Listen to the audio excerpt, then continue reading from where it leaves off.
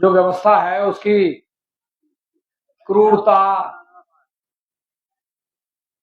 वो अभी विद्रोही जी बता रहे थे कि कैसे कैसे हमारे कार्यकर्ताओं को या देशवासियों को, आम जन को जूझना पड़ रहा है।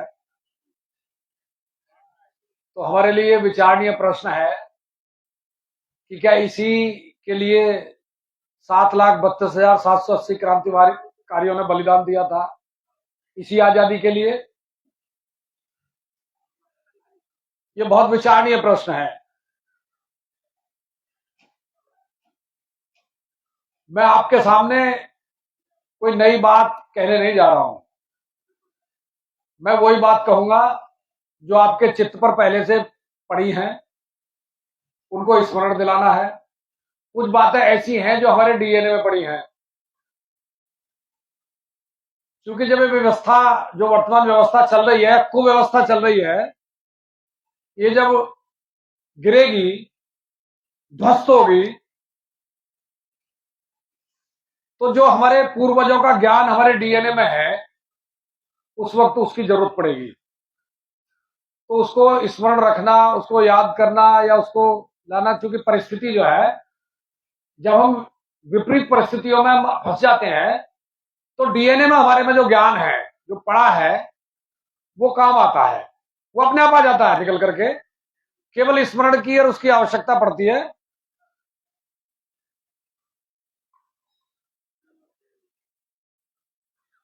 बहुत, मैं गांव का रहने वाला हूं, बहुत सरल भाषा में बात करूंगा।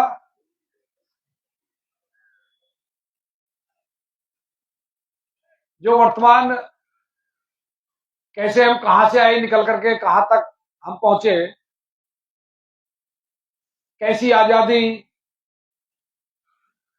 ये सारे विषय को छूते हुए, और भारत कैसा था, वर्तमान में, वर्तमान जो स्थिति है उसको हम जी रहे हैं।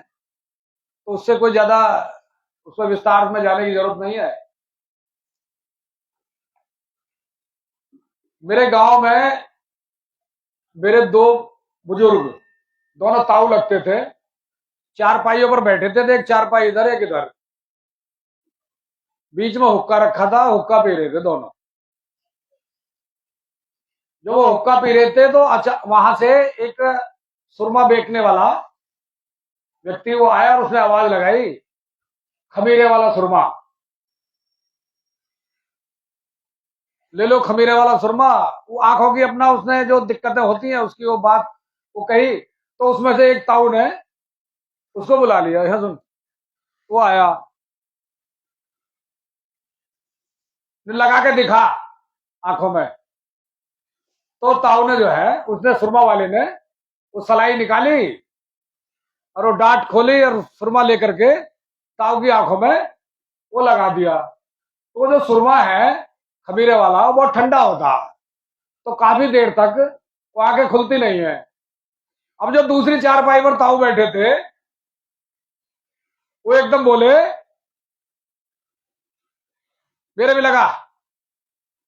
तो जिनका लग गया था वो बोले, उसके ताऊ के पिताजी का नाम लेकर, प्रहलाद के, सुरमा मत लगवा लीजिए। तो बोले क्यों? ये हुक्का ले जाएगा, ये हुक्का ले जाएगा, मेरी ना खुल रही।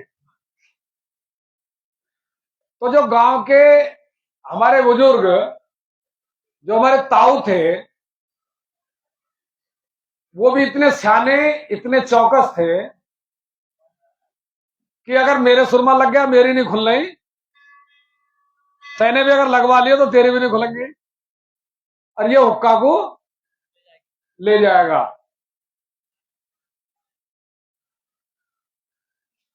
तो हो क्या रहा है, अंग्रेज किस लिए आए यहां? व्यापार करने के लिए, सुरमा बेचने के लिए अंग्रेज। और उनकी चाल को, जो सुरमा वाले की चाल, वो समझ गए ताऊ। अब वो ले जाता ना ले जाता वो एक अलग बात है, लेकिन उनकी जो शानपत थी, वो उन्होंने, कितने जागरूक थे। अंग्रेजों ने इस देश को लूटा, हमारी आंखों में मिर्च डाल करके, मिर्च झोंक करके अंग्रेजों ने। और अंग्रेजों के बाद 7,32,780 क्रांतिकारियों के माध्यम से जो 1947 में तथाकथित आजादी हमको मिली, और वो आजादी चूंकि 1947 में पूर्ण स्वराज्य का जो सपना था क्रांतिकारियों का, वो नहीं मिला। और उसका कारण था सत्ता के लिए लोलुप्त भारत के राजनेता कि जल्दी से जल्दी हमारे हाथ में किस तरह सत्ता आए। उस लालच में जो सत्ता जिन लोगों ने संभाली, सत्ता का जो हस्तांतरण हुआ, और वो भारत के जिन नेताओं के हाथ में सत्ता आई, उन्होंने हमको लूटा। अंग्रेजों ने लूटा मिर्च झोंक करके आंखों में, और उन्होंने लूटा धूल झोंक करके। 1947 के बाद हमको भरमाया गया कि अब हम आजाद हो गए, और जहां ब्रिटिश इंडिया गवर्नमेंट लिखा जाता था वह ब्रिटिश शब्द पर टेप लगा दिया, और क्या रह गया?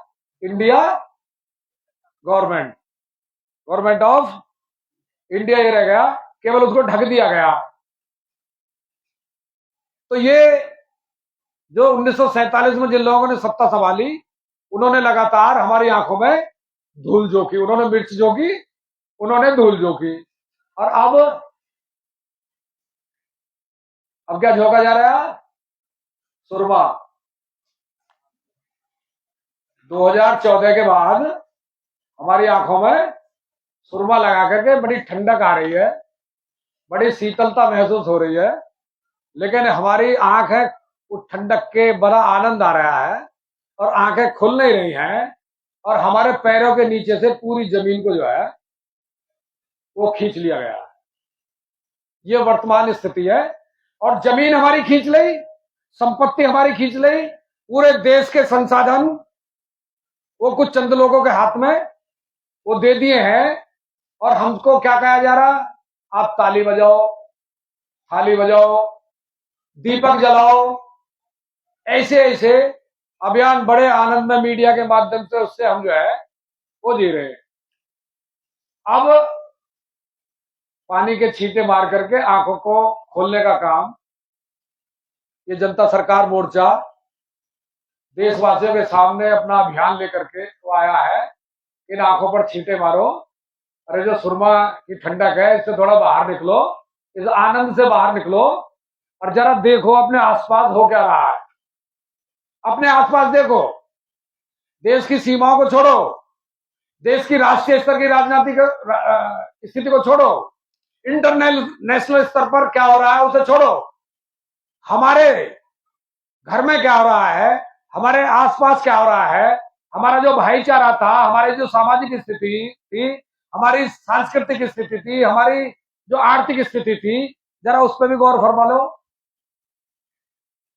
हमने अपने सामने ऐसा कोई परिवार नहीं होता था जहां एक आध कुंटल 2 कुंटल पीतल ना होती हो घर में।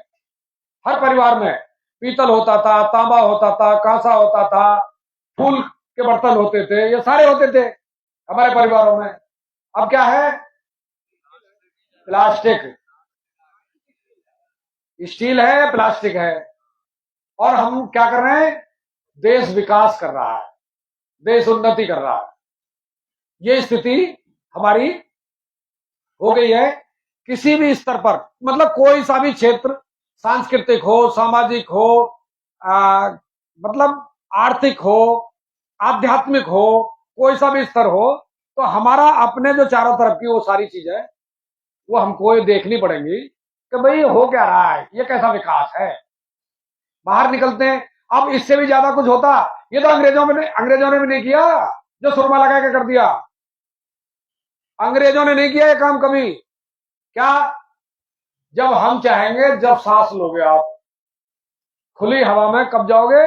जब हम चाहेंगे। घर के दरवाजे कब खुलेंगे? जब हम चाहेंगे। मतलब घर के दरवाजे बंद कर दिए, माथे पर हमारे पे वो मुंह पर मास्क कहते हैं नहीं, जो बच्चों के बांधते हैं 40 ईयर, उसके लिए वो हमारे मुंह पर जो है सांस लेने पे भी पाबंदी जो सरकार ने लगा दी हो, हमारा बिजनेस व्यापार पे भी पाबंदी लगा दी हो, घर के दरवाजे खोलने पे पाबंदी लगा दी हो, ये पाबंदी तो कभी अंग्रेजों ने नहीं लगाई। और उस पाबंदी के बावजूद भी हम ताली बजा रहे हैं, थाली बजा रहे हैं, दीपक जला रहे हैं, इतना सब होते हुए भी सब कुछ फ्रॉड।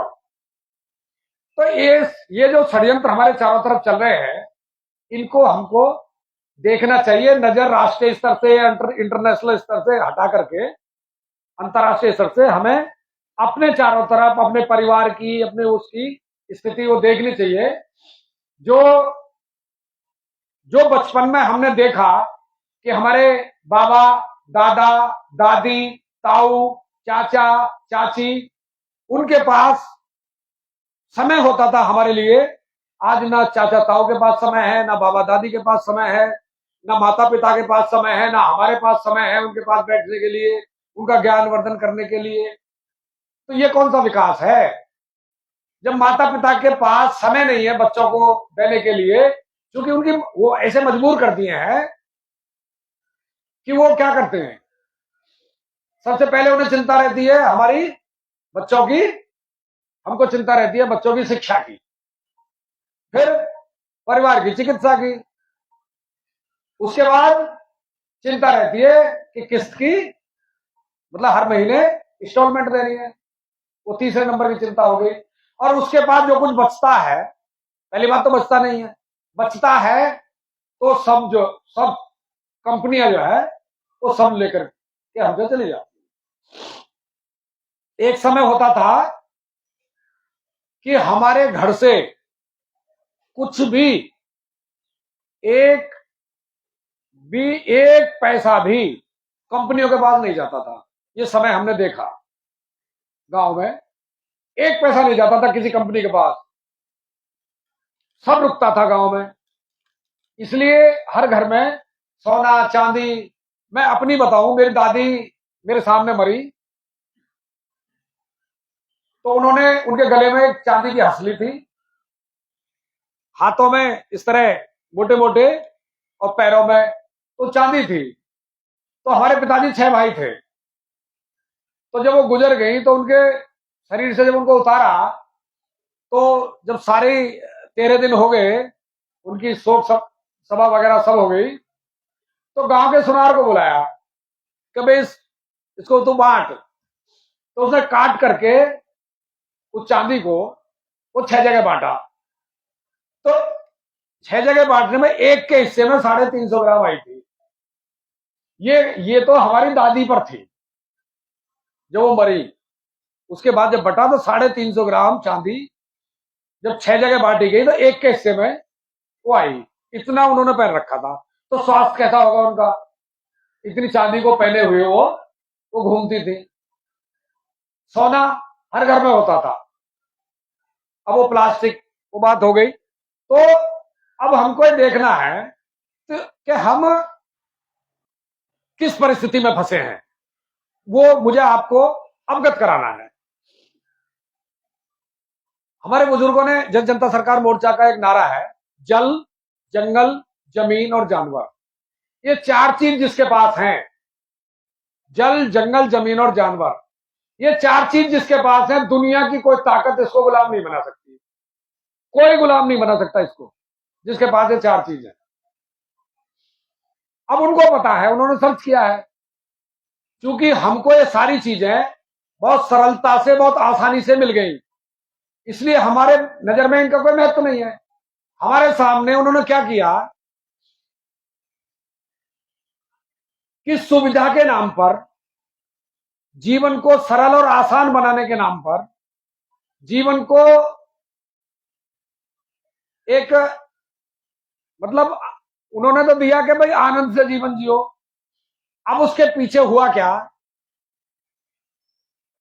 परिस्थिति ऐसी बन गई है आज कि उन्होंने हमको इस वक्त, पूरा भारत की बात कर रहा हूं मैं, पूरा भारत, जो फांसी का तख्ता होता है नहीं, जब जल्लाद खड़ा करता है उसे फांसी के तख्ते पर, उस पर खड़ा कर लिया है और गले में फांसी का फंदा वो डाल दिया है।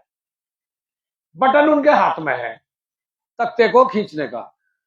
वो कभी भी उस बटन को वो खींच सकते, तख्ता निकला नीचे से और हम उस फंदे पर लटकना, इतना काम। ये इस परिस्थिति में हम इस वक्त खड़े हैं और ये सिद्ध करूंगा मैं, ऐसा नहीं। भारत का एक भी गांव आज ऐसा नहीं है जिसमें बिजली व्यवस्था ना हो, क्योंकि जीवन को सरल बनाने के लिए बिजली एक महत्वपूर्ण अंग है। और बिजली किसके पास है? कंपनी के पास। बिजली कंपनी के पास है, सरकार के पास भी नहीं है, कंपनी को दे दिया है बिजली को। अब पहला जल, हर गांव के पास जल होता था अपना, मतलब गांव मालिक होता था जल का। कब? जब उसके गांव में कुआं होते थे और तालाब होते थे, जोहड़। कुआं और तालाब जब होते थे तो गांव के हाथ में पानी होता था, उसका मालिक होता था गांव। अब क्या हुआ, सरकार ने एक अभियान चलाया मीडिया के माध्यम से, खुले में शौच। बड़े शर्म की बात है, हमारे पूर्वजों में क्या था कि गांव की जो जमीन होती थी खेती बाड़ी की, उसमें सबसे ज्यादा कीमती जमीन, जिसकी कीमत चकबंदी में सबसे ज्यादा लगती थी, वो कौन सी जमीन होती थी? उसको घोड़े की जमीन बोलते थे, जो आबादी के बिल्कुल नजदीक होती थी। तो सबसे ज्यादा कीमत क्यों होती थी उसकी? क्योंकि उसमें पूरा गांव शौच के लिए जाता था और बिना किसी लागत के, बिना किसी मेहनत के। गोबर भी होता था, वो भी उठा के डालना पड़ेगा, लेकिन वो अपने आप वहां जा रहा है। शौच करके लोग आते थे 4 घंटा 6 घंटे, ज्यादा से ज्यादा 12 घंटे में वो जो शौच करके आए हैं उसको उस खेत के जीवाणु मिट्टी में कन्वर्ट कर देते थे। 24 घंटे से ज्यादा कभी नहीं लगता था उसको, वो मिट्टी बना देते थे उसको। इसलिए घोड़े की जो मिट्टी होती थी, घोड़े की जो जमीन होती थी, वो सबसे ज्यादा 16 आने की उसकी कीमत लगती थी। अब क्या है, सरकार ने किया भाई खुले में शौच बड़े शर्म का विषय है, तो उन्होंने क्या किया, हमारी जो दिनचर्या थी वो होती थी घर में खाओ और बाहर हगने जाओ। ये नियम था हमारा, जो हमारे पूर्वजों ने हमको दिया। अब क्या है, बाहर खाओ और घर में हगने आओ, उसको उलट दिया। अब क्या हुआ, घर में उन्होंने एक अभियान चलाया, घर घर शौचालय। वो सरकार ने उसके लिए सब्सिडी दी कि भाई सरकार बनवाएगी, खुले में शौच नहीं होना चाहिए। अब हर घर में शौचालय, बड़े गांव गांव में बड़े बड़े स्लोगन लगाए उसके लिए और उस पर नाम लिखवा दिया ग्राम पंचायत के माध्यम से या ब्लॉक के माध्यम से, वो घर घर शौचालय हो गए। शौचालय में सारी चीजें जितनी भी लगी वो सब किसकी लगी? कंपनियों की। लाइट से लेकर के, सीट से लेकर के, वायर से लेकर के, बल्ब से लेकर के, सारी चीजें उसमें, टोटी वगैरह जितनी भी लगी वो सब कंपनी की लगी। अब उसमें से पाइप निकाला, वो कहां डाल दिया? नाली में। अब जो फ्लश का जो गंदा पानी है वो जा रहा है नाली में, और नाली को लेके जाकर के कहां डाल दिया? जोड़ में। जिस जोड़ में हम नहाते थे, पशु पानी पीते थे और पूरी साल वो तालाब का पानी काम आता था, वो पानी में पूरे गांव के शौचालयों का नाली ले जाकर के उस तालाब में डाल दिया, तो तालाब पूरी तरह वो खत्म कर दिए। पानी के लिए पहले हैंडपंप आए कुआं की जगह। कुआं का जो पानी है, राजीव दीक्षित जी को जिन्होंने सुना होगा, उन्होंने कहा सबसे गुणकारी पानी पीने के लिए वो कुआं का होता है, उससे शुद्ध, उससे प्योर, उससे गुणकारी, स्वास्थ्यवर्धक जो पानी होता था वो कुआं का होता था। तो उससे धीरे धीरे कुआओं की जरूरत है वो खत्म हो गई। अब हैंडपंप भी खत्म है, अब घर घर समर सेविंग लगे हुए। अभी आपने देखा होगा, यहां घूमे होगे तो बराबर में एक टंकी बन रही है, और मुझे जहां तक जानकारी है, भारतवर्ष के किसी भी गांव के किसी भी व्यक्ति ने टंकी की मांग नहीं करी कि हमारे गांव में आप पानी की टंकी बनवा दीजिए, उसकी व्यवस्था कर दीजिए। किसी ने मांग नहीं करी। लेकिन भारतवर्ष के प्रत्येक गांव में पानी की टंकी बन रही है। उसको बनाने का उद्देश्य क्या है? अगर बिजली चली जाए 2 दिन के लिए, तो खेत को पानी देना तो बात की बात है, नहाने धोने के लिए बात की बात है। गांव के लिए आज ऐसे कितने गांव में, ज्यादातर 90% गांव ऐसे हैं जिनके पास पीने के पानी नहीं मिलेगा अगर बिजली चली जाए। तो हम पानी के लिए डिपेंड हो गए, कंपनी के पास आश्रित हो गए। अगर 2 दिन के लिए बिजली चली जाए तो पानी खत्म, पानी खत्म तो जीवन खत्म। खेत की बात तो बात की है। तो पीने के लिए पानी नहीं है, उसको पूरी तरह कंट्रोल कर लिया, और कंट्रोल करने के लिए टंकी गांव गांव लगाई जा रही है, क्योंकि पानी को उन्होंने उनको पूरी तरह कंट्रोल करना है, अपने हाथ में लेना है। जिस तरह, किस तरह कंट्रोल करना है? जिस तरह अगर रोटी काय पे बनती है? गैस पर। गांव के पास है किसी गांव के पास गैस? किसके पास है गैस? कंपनी के पास। कंपनी अगर गैस ना दे, रोटी कैसे बनेगी? कोई है रास्ता? कोई रास्ता नहीं है, क्योंकि मिट्टी का तेल भी बंद कर दिया, कोयला भी बंद कर दिया, और चूंकि लकड़ी की, ईंधन की आवश्यकता खत्म हो गई, इसलिए हमने बोना बंद कर दिया। क्या बोलते थे हम? सरसों। सरसों कट करके आती थी, एक आवाज लगती थी गांव में कि बस सरसों आ गई है, झाड़ ले जाओ। तो मोहल्ले वाले, स्त्री पुरुष बच्चे सब आते थे और सरसों झाड़ते थे, सरसों वहां छोड़ जाते थे, लकड़ी अपना वो ले जाते थे। सबका ईंधन, गांव की व्यवस्था उससे होती थी। दूसरी चीज, फसल होती थी अरड़। अरड़ की दाल बोते थे, तो अरड़ की लकड़ी बहुत मजबूत होती थी, उसके वो भी जब कटकर आती थी तो आवाज लग जाती थी। गांव आता था, गांव के लोग आते थे, महिलाएं बहनें आती थी, अरड़ को झाड़ती थी। उसका क्या था? सरसों की लकड़ी तो पूरी ले जाते थे, अरड़ की क्या करते थे? आधी मालिक की और आधी झाड़ने वाले की, वो आधी आधी वो करके ले जाते थे। तो उससे क्या होता था? ईंधन होता था। गेहूं का जो भूसा होता था, उसके लिए हमारे यहाँ भोगा बांधते हैं, बुर्जी, वो बांधते हैं, भूसा उसमें भरते थे, अरड़ की लकड़ी उसमें काम आती थी। तो मतलब हम स्वावलंबी थे, हम दूसरे पर आश्रित वो नहीं थे। तो पानी पर हम, अब ये टंकी बन रही है, गांव को पानी जाएगा इससे।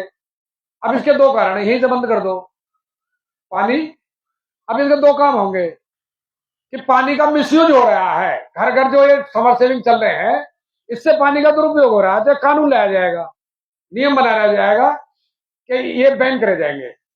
भाई समर सेविंग घर घर में पूरी तरह पाबंदी हो चुकी होगी, वो पाबंदी लगेगी उन पर, और टंकी से पानी लो।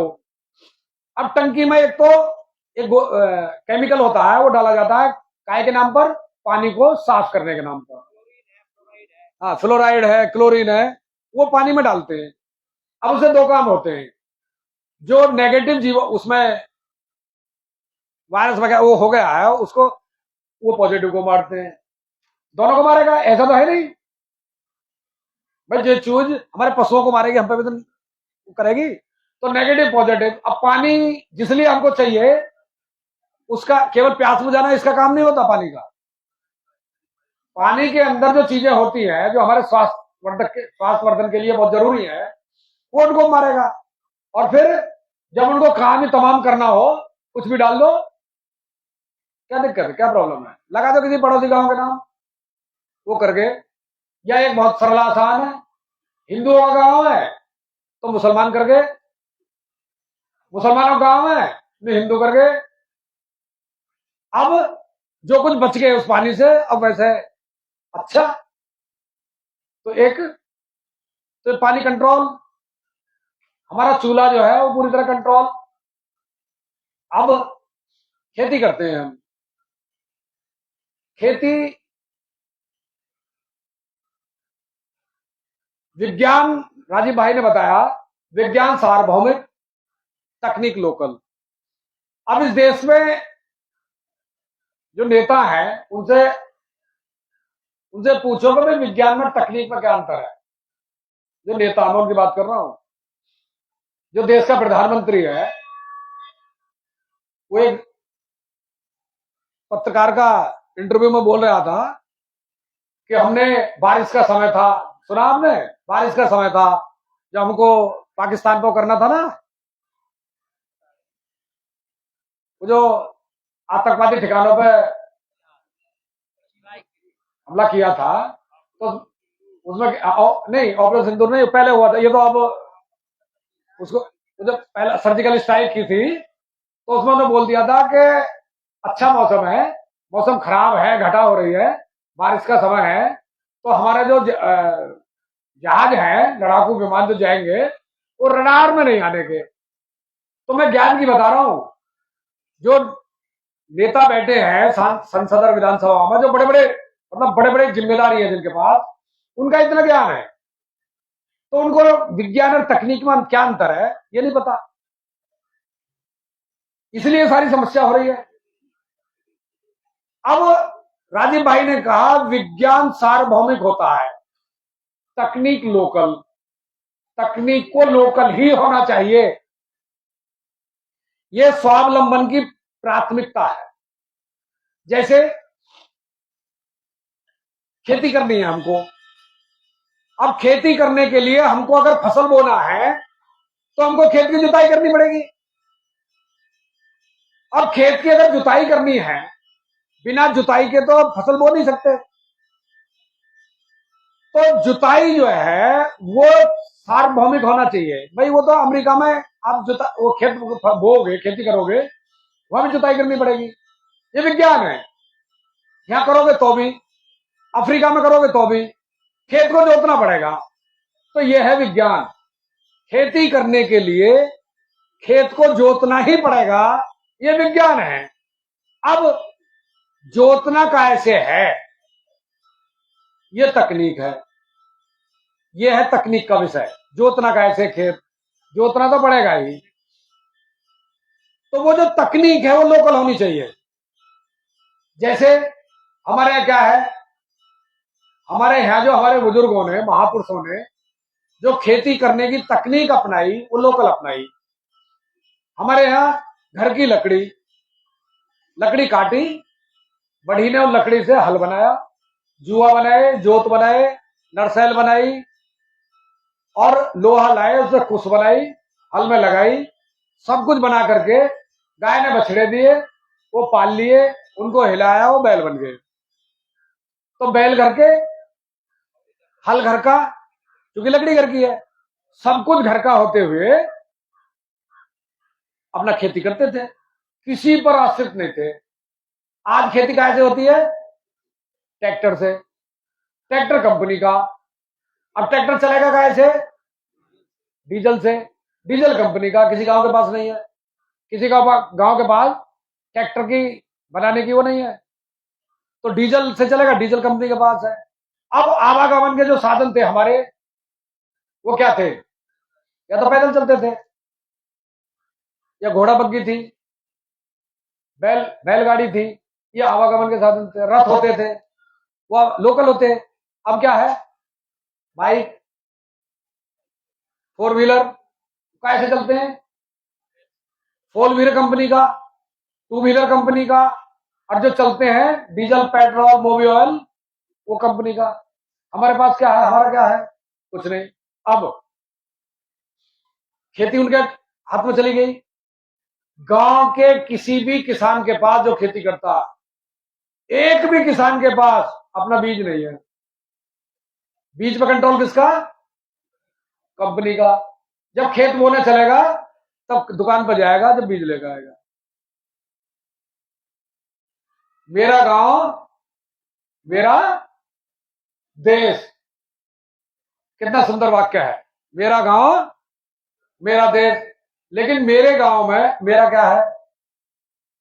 जीरो। मेरे गांव में मेरा कुछ नहीं है। अब मेरा देश, मेरे देश में मेरा क्या है? देश की जो वर्तमान व्यवस्था है कैसे चलती है? इस देश में 1857 में क्रांति हुई। क्यों हुई? क्योंकि अंग्रेज अपनी व्यवस्था भारत पर थोपते जा रहे थे। उसके लिए भारत में क्रांति हुई। क्रांति किसने की? भारत को कंट्रोल कर रहे थे अंग्रेज राजाओं के माध्यम से। लेकिन देश की जो जनता थी, आम जनता, उसको ये उसने भांप लिया, मेरे गांव के दो ताऊओं की तरह, के तो राजाओं के माध्यम से देश पर कब्जा करते जा रहे हैं। तो राजाओं पर जनता का भरोसा उठ गया। प्रजा ने, फिर देश की जनता ने अपनी व्यवस्था बनाई, कभी इन अंग्रेजों को भगाना, राजाओं के भरोसे नहीं रहना। तो 1857 की क्रांति किसने की? देश की आम जनता ने। 1857 क्रांति आम जनता ने इसलिए की कि हम भारत की भारतीयता को समाप्त नहीं होने देने के अंग्रेजों के माध्यम से। हमको भारत में अगर भारतीयता ना हो फिर भारत कैसा? उसको बचाने के लिए क्रांति हुई थी। तो तमाम अंग्रेजों को यहां से समाप्त कर दिया था पूरी तरह आम जनता ने।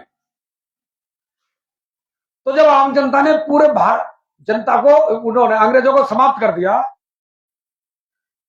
तो इस पर ब्रिटेन में, वहां की संसद में चिंतन हुआ कि भारतवर्ष में हमारी बिना जानकारी के, हमारी बिना गुप्त सूचना पूरी तरह फेल हो गई,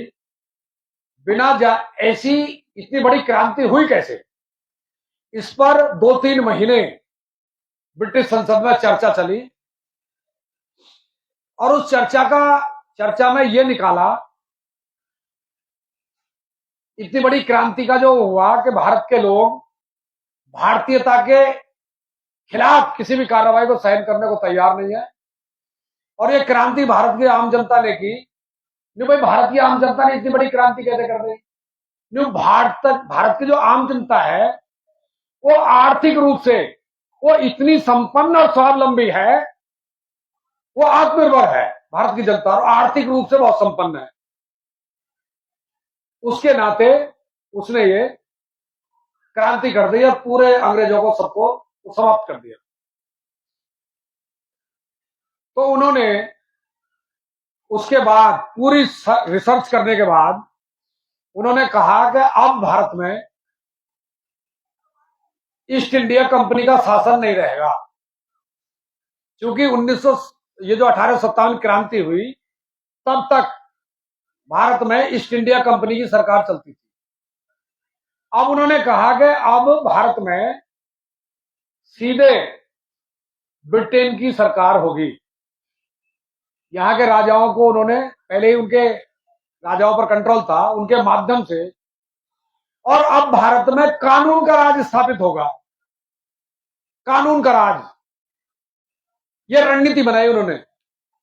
और कानून ऐसे बनाओ कि भारत की जनता के पास धन नहीं रहना चाहिए,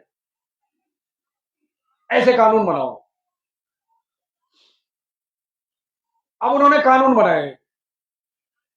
तो उन्होंने पहला क्या बनाया कि भारत के लोगों के ऊपर टैक्स लगाओ। तो टैक्सेशन सिस्टम बनाया उन्होंने, ब्रिटिश संसद में उसको पास किया भारत के लिए। अब टैक्स का कानून बना दिया। अब भारत के लोगों तो टैक्स वसूलेगा कौन? तो टैक्स को वसूलने के लिए वो एक कानून लेकर है, एक्ट लेकर का है। उस एक्ट का नाम है सिविल सर्विस एक्ट, है नहीं, सिविल सर्विस एक्ट। और उस सिविल सर्विस एक्ट में उन्होंने एक पोस्ट बनाई, उस पोस्ट का नाम है कलेक्टर। कलेक्टर का मतलब है कलेक्ट करना। क्या कलेक्ट करना? टैक्स। जो टैक्सेशन सिस्टम उन्होंने बनाया भारत के ऊपर, भारत के लोगों पर लागू करना और कलेक्टर के माध्यम से उसको कलेक्ट करना, ये सिविल सर्विस एक्ट बनाया उन्होंने टैक्स को कलेक्ट करने के लिए। अब कलेक्टर कैसे टैक्स को कलेक्ट करेगा? उसके लिए पूरा एक उन्होंने पूरा सिस्टम बनाया। अब उसको कलेक्टर को ताकत चाहिए थी, शक्ति चाहिए थी, तभी तो वसूलेगा जबरन। तो फिर उन्होंने क्या बनाया? Indian police act, IPC. और इंडियन पुलिस एक्ट में उन्होंने कानून में, उस एक्ट में प्रावधान कर दिया कि पुलिस को पीटने का अधिकार है किसी भारतीय को। बचाव में किसी भी भारतीय को बचाव में हाथ उठाने का वो अधिकार नहीं है। अगर वो अपने बचाव में पुलिस से पिटाई से बचने के लिए कोई भी इंडियन अगर हाथ उठाता है या लाठी को पकड़ता है तो गैर कानूनी है, उसको अरेस्ट किया जाएगा, उस पर आईपीसी की धारा लगाई जाएगी और उसको जेल भेजा जाएगा। इसलिए पुलिस अगर पीटे तो कोई भारतीय उसकी लाठी को पकड़ ले तो गैर कानूनी है, वो अवैध है। ऐसा कानून आईपीसी में दे करके इंडियन पुलिस एक्ट बना दिया उन्होंने। और वो इंडियन पुलिस, वो पुलिस जो है उन्होंने वो दे दी कलेक्टर के अंडर। कलेक्टर को पावर है पुलिस का इस्तेमाल करने के लिए, ये अंग्रेजों ने ये बना दिया। अब चूंकि जेल जाएगा व्यक्ति, कानून का उल्लंघन होगा, तो उसके लिए फिर उन्होंने सीपीसी, सीआरपीसी और ये न्याय, मतलब सारी व्यवस्था उन्होंने वो कर करके और बना करके, और 1860 में यहां उन्होंने वो स्थापित कर दिया। और 1860 के बाद जो भारत की लूट शुरू हुई है, 1860 के बाद सीधी जो लूट, टैक्सेशन सिस्टम के माध्यम से लूट उन्होंने शुरू की, तो उसके माध्यम से भी वो ज्यादा भारत को लूट नहीं पाए, क्योंकि भारत के ऋषियों ने, भारत के महापुरुषों ने जो व्यवस्था ऐसी बना रखी थी कि वो उत्पादन को कोई लूट ले तो उससे ज्यादा फर्क नहीं पड़ता था, लेकिन उत्पादन का जो सिस्टम था वो भारतीय लोगों के पास था। कैसे? हमारे खूंटे भैंस बन रही है, शाम को बच्चा खुल जाए उसका तो दूध पी ले, तो कहते कोई फर्क नहीं, माँ है इसकी, पी लिया कोई बात नहीं है, सुबह को फिर देगी, शाम को फिर देगी। व्यवस्था ऐसी थी। हमारे खेत में बरसिन बू रही है, रिजका बू रहा, कोई चुप गया कोई बात नहीं, फिर फूट जाएगा। तो यहाँ की जो व्यवस्था थी वो किस आधारित पर थी? जैसे कल्पना हमारे शास्त्रों में आती है कल्प वृक्ष की, कि कल्प वृक्ष के नीचे बैठ करके जैसी कल्पना करोगे वैसा ही आपकी सारी कल्पनाएं, सारी इच्छाएं वो पूरी करेगा कल्प वृक्ष। कामधेनु गाय, जैसी कामना उस गाय से करोगे, मतलब कितने लोग आ जाए, सबकी व्यवस्था, खाने की पीने की सब व्यवस्था वो कामधेनु गाय करती थी। ऐसी व्यवस्था, मतलब ये एक व्यवस्था भारत की थी। तो उन्होंने क्या किया कि भाई ये तो हम सीधा लूट रहे हैं टैक्स के माध्यम से, फिर भी भारतीयों पर ज्यादा फर्क नहीं पड़ रहा, ये तो कुछ और रास्ता निकालना पड़ेगा। तो उन्होंने जो उत्पादन के जो स्रोत थे, उस स्रोत में आता है कि जो भारत की मुद्रा, करेंसी, ये भी एक उत्पादन का स्रोत थी, उत्पादन करते थे। और उत्पादन को जो एक्सचेंज करने का माध्यम था वो गोल्ड, सोना, चांदी था। गेहूं पैदा किया, मक्का पैदा की, ज्वार पैदा की, बाजरा पैदा किया, ग्वाल पैदा किया, कुछ भी पैदा किया, जब उसको दिया किसी को, जरूरतमंद को, जिसके पास नहीं था, जिसके पास मक्का थी उसे मक्का ले ली, उसके बदले गेहूं दे दिया, नहीं था जो जरूरत से ज्यादा था वो दिया, तो उसके बदले में क्या लिया? या तो सोना या चांदी। अंतर क्या था? मान लो हमारा जो अनाज है, उत्पादन है, वो बिका 10 रुपए का। अगर 10 रुपए का बिका तो हमको क्या मिलता था उसके बदले? एक सोने की मोहर, ये मिलता था। अगर वो बिका 8 रुपए का तो क्या मिलता था? चांदी के 8 रुपए, मतलब 8 तोला चांदी। 10 रुपए की बिक गई तो हमको मोहर मिल जाती थी, या 10 रुपए मिल जाते थे चांदी के। 10 तोला या तो चांदी मिलती थी या हमको एक मोहर मिल जाती थी सोने की, 1 तोला सोना या 10 तोला चांदी। भारत की जो मुद्रा है, भारत की जो करेंसी है, वो इसी आधार पर चलती थी। तो उन्होंने सोचा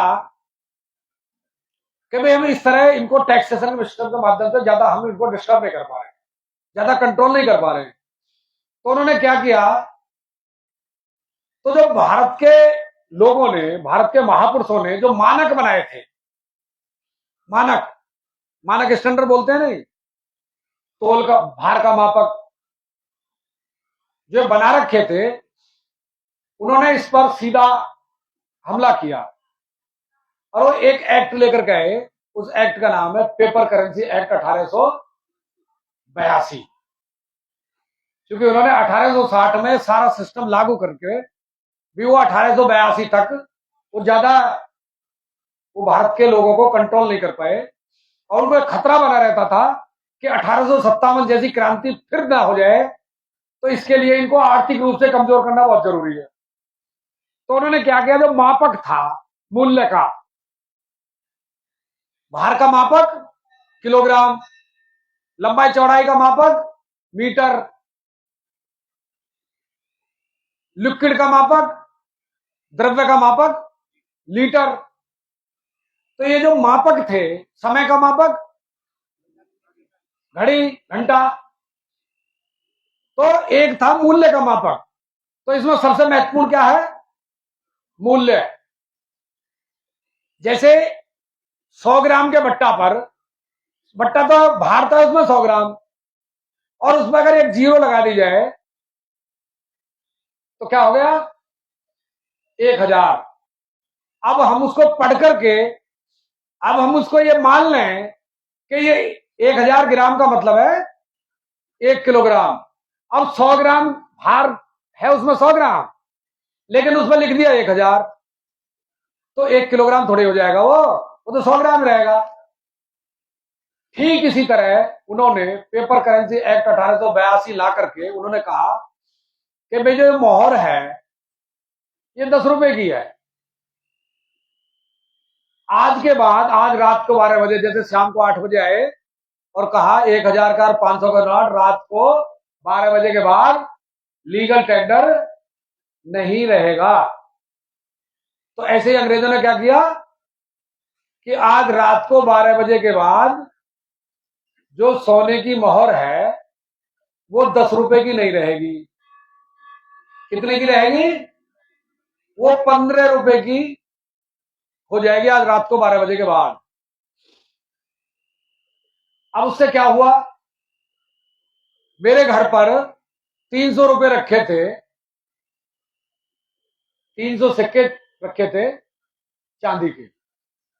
मैं रात को कह रहा हूं घर कि सुबह मैं टकसाल पर जाऊंगा या सुरार के यहां जाऊंगा, मुझे 300 रुपए दे देना, 300 सिक्के जो रखे हैं, और मैं मोहर बदल कर लाऊंगा। तो अगर 10 रुपए की मोहर है तो 300 रुपए में लेके गया तो कितने मोहर आएंगी?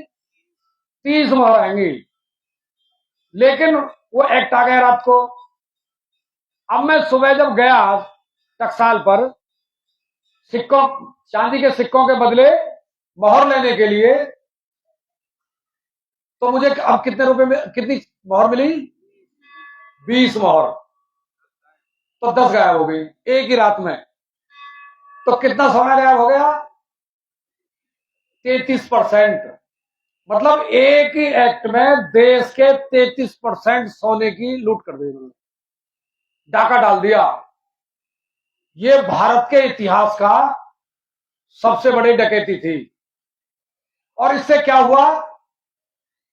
33% सोने की ही लूट नहीं हुई इसमें, भारत के जो लोग उत्पादन करते थे उस उत्पादन की 33% वैल्यू घट गई। इतना बड़ा अत्याचार, इतनी बड़ी लूट, ये 1882 में पेपर करेंसी एक्ट 1882 के माध्यम से उन्होंने वो कर दिया। जबरदस्त जबरदस्त हुआ, बहुत विरोध हुआ, लेकिन वो 1857 जो क्रांति को दबाया गया था, उसमें जो उन्होंने क्रूरता बरती थी वो इतनी जबरदस्त थी कि भारत के लोग उससे उबर नहीं पाए थे। तब तक उन्होंने पहाड़ तोड़ दिया, बहुत जबरदस्त विरोध हुआ। तो उन्होंने ये कर दिया कि भाई इसके बाद रुपए का इस मापक का कूटकरण नहीं होगा। ये वो कर दिया उसमें कि यही रहेगा। और वो पेपर करेंसी एक्ट 1882 जो किया वो आज तक वही है। रुपए का मानक वही है, 1 मोहर भाग 15 रुपए। 1 मोहर मतलब 1 तोला सोना, 11.66 ग्राम गोल्ड बराबर 15 रुपए। तो 15 रुपए की भाग जब दी उसमें तो आया 777 मिलीग्राम गोल्ड। तो 1 रुपए का जो मानक अंग्रेजों के कूटकरण के बाद, पेपर करेंसी 1882 के बाद, ये कानून के आधार पर है, सिद्धांत के आधार पर नहीं है, ये आज भी बरकरार है। अब वो कहते हैं कि इसको रिपील कर दिया है, ये कर दिया है, वो कर दिया। कोई रिपील नहीं हुआ है, किसी एक्ट के माध्यम से रिपील नहीं हुआ है। केवल क्या रिपील हुआ तो होता रहा है, जो उन्होंने रुपया बनाया, क्योंकि चांदी का जो सिक्का था वो भी रुपया नहीं था। इसको निकाल देना दिमाग से। चांदी का जो सिक्का था 1 तोले का, वो रुपया नहीं था, वो रुपए का लीगल टेंडर था, रुपए की वैध निविदा थी, रुपया नहीं था वो। लेकिन रुपया क्या है? रुपया है कानून के अनुसार 777 मिलीग्राम गोल्ड, ये रुपया है। क्योंकि जो किलोग्राम का जो बट्टा है लोहे का, वो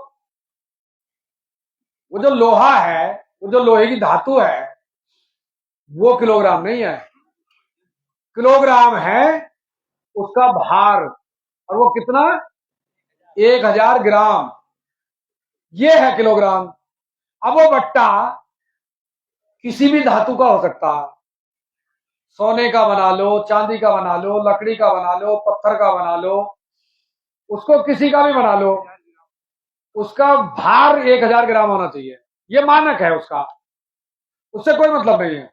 ईंट को तोल लो, आलू रख लो, 1000 ग्राम होना चाहिए, ये उसका मानक है।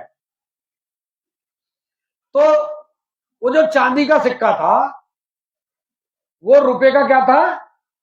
लीगल टेंडर, वैध निविदा। लेकिन उसका जो मानक है वो 777 मिलीग्राम गोल्ड है, जो आज भी है, मानक वो है। अब रुपया जो है वो किस धातु का बना है ये मायने नहीं रखता, मायने रखता है उसका मानक। वो कागज का बना लो, लोहे का बना लो, चमड़े का बना लो, किसी का भी बना लो, वो रुपया नहीं है। रुपये का वो तो टेंडर है उसका, वो गोल्ड है। मतलब उसके बदले हमको क्या मिलना चाहिए? 777 मिलीग्राम गोल्ड मिलना चाहिए रुपए के बदले में, ये है रुपया। और रुपया किसी भी वस्तु के मूल्य को निर्धारित करने का मापक है, मतलब बाट है वो रुपया किसी भी वस्तु के मूल्य को। अब रुपया जो है वो बिक्री की चीज नहीं है। भाई दुकानदार के पास आपको सामान लेने जाओ तो उसके यहां तराजू और बाट जो रखे हैं वो बेचने के लिए थोड़े रखे हैं उसने,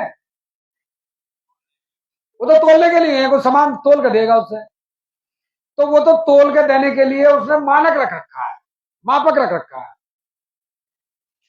तो इसी तरह रुपया जो है कि साहब डॉलर के मुकाबले इतने का हो गया, आज रुपए की इतनी वैल्यू। अरे रुपए की वैल्यू कैसे घट बढ़ जाएगी? मतलब किलोग्राम का भार थोड़ी घट बढ़ जाएगा। अगर किलोग्राम का भार जो है वो घट बढ़ गया तो माना गिर गया, वो तो फ्रॉड हो गया, वो तो चीटिंग हो गई। अगर किसी बजाज के हाथ जाओ और उसे कपड़ा लो तो कैसे देगा? नाप के देगा। और उसका जो मीटर है वो लोहे का है, वो मीटर लोहे का है, ये मायने नहीं रखता। मायने रखता उसकी जो लंबाई है वो 1000 मिलीमीटर होनी चाहिए। और 1 मिलीमीटर भी कम है और उससे वो कपड़ा दे रहा है, तो हर नाप पर 1 मिलीमीटर की हमारे साथ लूट हो गई, धोखा हो गया, तो चीटिंग हो गई।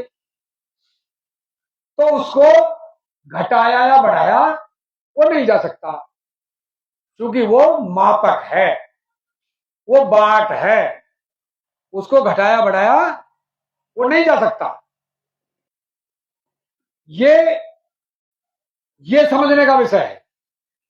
अब हमने किसी के यहां काम किया, हमने काम करने में क्या देते हैं हम?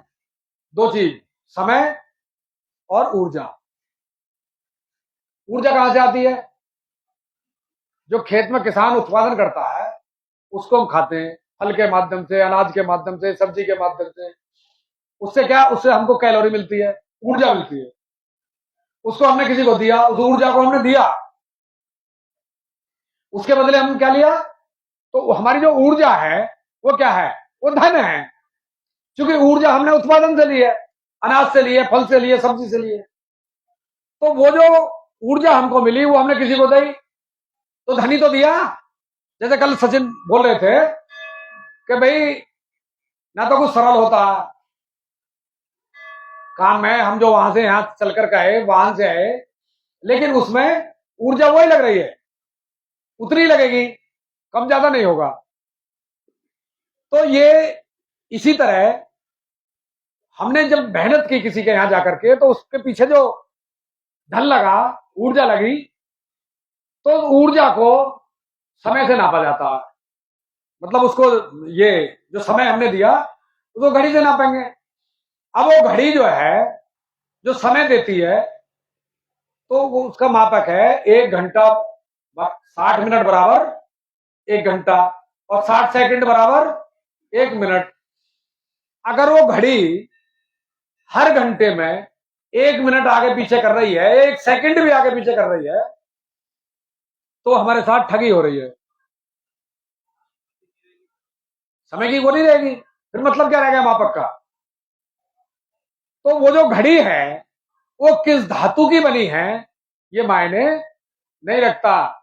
वो घड़ी सोने की हो, भाई कोई धनवान व्यक्ति है, उसके पास अच्छा सोना है, उस दे करके सोने से बनवा सकता है, मेरी घड़ी सोने की बनाओ। लेकिन सोने की घड़ी बढ़िया समय थोड़ी देगी। या उसका ये करोगे कि भाई सोने की घड़ी जो है बढ़िया समय देती है, और जो लोहे की घड़ी है वो घटिया समय देती है, और लकड़ी की घड़ी है वो और घटिया समय देती है। नहीं, समय तो समय होता है, भार भार होता है, लीटर लीटर होता है। इसलिए रुपया रुपया होता है, उसकी वैल्यू, उसकी जो मानक है उसको घटाया बढ़ाया वो नहीं जा सकता। अब इसलिए जो महंगाई हमको बताई जाती है कि महंगाई बढ़ रही है, महंगाई कुछ नहीं बढ़ रही, महंगाई होती भी कुछ नहीं है। भाई जब वो जो रुपया है, जब उसके मानक को हमने, किलोग्राम है, 100 ग्राम के बट्टे पर अगर हमने 1000 लिख दिया, जब हम उससे तोलेंगे तो कितना तोलेगा? 100 ग्राम तो तोलेगा, वो एक किलोग्राम थोड़ी कर देगा उसको। अब हमको जो जो 1 तोल में मिलना चाहिए था, एक ही तोल में, 1 किलोग्राम की 1 तोल में मिलना चाहिए था, अब कितनी तोल करनी पड़ गई हमको? 10 तोल करनी पड़ गई। अब उससे क्या हुआ?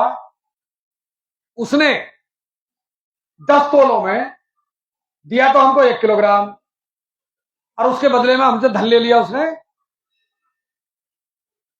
10 किलोग्राम का। क्योंकि 10 तोल में दिया उसने उसने दे रहा है वो 1 किलोग्राम में कि हमको, तो वो 10 बार में उसने तोल करके दिया तो 10 किलो थोड़ी हो जाएगा, 1 किलोग्राम बनेगा।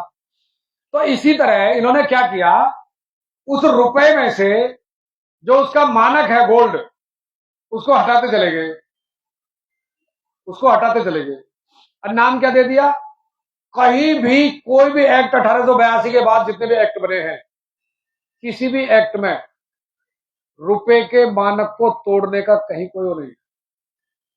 ये केवल षड्यंत्र है, कोरा षड्यंत्र। और ये इतना खतरनाक षड्यंत्र है क्योंकि ये ना तो शिक्षा में लागू है। शिक्षा कौन सी, एक देश की जनता जो शिक्षा ग्रहण कर रही है, देश के जो बच्चे पढ़ रहे हैं, उनको नहीं पढ़ाया जाता रुपए के बारे में, पुलिस को नहीं पढ़ाया जाता रुपए के बारे में, वकीलों को नहीं पढ़ाया जाता रुपए के बारे में, मतलब किसी को भी ये पढ़ाया ही नहीं जाता रुपए के बारे में। और जो बड़े बड़े अर्थशास्त्री हैं उनको भी नहीं पढ़ाया जाता ये रुपए के बारे में, क्योंकि रुपए के बारे में ये जान ना लें, इसलिए नहीं पढ़ाया जाता। लेकिन ये तो भारत है, राजीव भाई ने कहा ये भारत है, ये कभी बात नहीं होती, ये योद्धाओं को पैदा करती रहती है। और ये इतनी बड़ी लूट रुपए के माध्यम से जो हुई है, रुपए के माध्यम से लूट काय की हो रही है, वो हमारी हो रही है, लूट हो रही है हमारी मेहनत की। 6 महीने हमने खेत में मेहनत की गांव के किसान ने, और उसने मेहनत करके जो उत्पादन किया उसको ले गया वो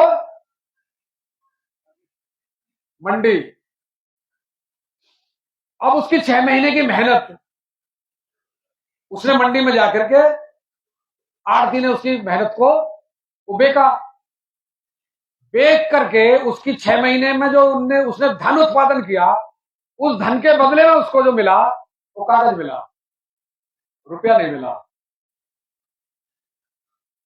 अब हमको जानकारी नहीं, अगर हमको जानकारी होती या अब जैसे हमको हो रही है तो हम क्या कर रहे हैं, अब हम आड़ती के पास जो लेकर के गए अपना धन उत्पादन, उसके बदले जो हमको नोट मिला बैंक का, वैध निविदा लीगल टेंडर, जो पहले चांदी का था अब वो कागज का। अब वो जो नोट हमको मिला, वो नोट किसका है, किसने दिया, जारी किसने किया उसको, वो किया आरबीआई ने, भारतीय रिजर्व बैंक ने, गवर्नर के माध्यम से किया। तो आरबीआई का गवर्नर का उस पर एक वचन लिखा हुआ है, वो क्या है, मैं धारक को 100 रुपए जो भी नोट है अदा करने का वचन देता हूं, ये उस पर लिखा हुआ है। अब हमने पढ़ लिया उसको, बहुत से तो पढ़ते भी नहीं है, अब तो नई जो जनरेशन है वो पढ़ती भी नहीं है, क्योंकि अब तो टक से जो है मोबाइल से वो अंकों के माध्यम से करते हैं। अब जिन्होंने पढ़ भी लिया उन्होंने समझा नहीं। अब हमको जो धन के बदले में, अपने उत्पादन के बदले में जो नोट मिला, और उस नोट पे गवर्नर ने वचन दिया है मैं धारक को 100 रुपए अदा करने का वचन देता हूं। अब हमको क्या करना चाहिए, उस नोट को, आड़ती के द्वारा दिए गए नोट को लेकर के बैंक के पास जाना चाहिए कि भाई मैंने 6 महीने कमाया, 6 महीने में मैंने खेत से जो उत्पादन किया या मैंने नौकरी की, मजदूरी की, उसके बदले में जो मुझे नोट मिला वो गवर्नर, रिजर्व बैंक के गवर्नर का वचन है, वचन के अनुसार रुपया देने का वचन है, रुपया देने का वचन देता हूं, वादा करता हूं। अब हमको बैंक के पास जाकर के, चूंकि बैंक रिजर्व बैंक के अंडर काम करता, तो अब मुझे मेरे धन के बदले में जो पर्ची मिली है, जो नोट मिला है, इसके बदले में मुझे मेरा रुपया वापस दे। तो उस बैंक को रुपया हमारा लौटाना चाहिए। क्या रुपया लौटाना चाहिए, 1 रुपया बराबर 777 मिलीग्राम गोल्ड, सोना, वो देना चाहिए हमको वापस, वो हमको मिलना चाहिए। लेकिन ना तो हम गए। अब जो जनता सरकार मोर्चे के माध्यम से जो कार्यकर्ताओं को जानकारी हो रही है, अब लोग जा रहे हैं नोट लेकर के, कोई 10 का नोट लगाता है बैंक में, कोई 100 का लगाता है, कोई 500 का लगाता है, और लिख करके देता है एप्लीकेशन के साथ कि मुझे इसके बदले बैंक नोट नहीं चाहिए, मुझे मेरा रुपया चाहिए। अब उस बैंक में जो कर्मचारी है, मैनेजर है, जनरल मैनेजर तक, उनको नहीं पता, क्योंकि उनको भी नहीं पढ़ाया ये। उनको भी ये पता, वो वही वो चक्कर पड़ जाते हैं, पर रुपया तो दिया है, अब उसको भी नहीं पता है रुपया नहीं है, ये तो पर्ची है, प्रोमिसरी नोट है, प्रॉमिस किया है, तो इसके बदले मिलना चाहिए। अब मैं यहां बैठा हुआ एक कागज पर लिख करके, या कोई दुकान लगी हो और मैं लिख दूं दुकानदार के लिए कि पत्रवाहक को 2 कप चाय दे देना, तो जो पर्ची है जिस पर मैंने लिख दिया 2 चाय दे देना, उसकी वैल्यू क्या हो गई? 2 कप चाय की वैल्यू होगी उसकी।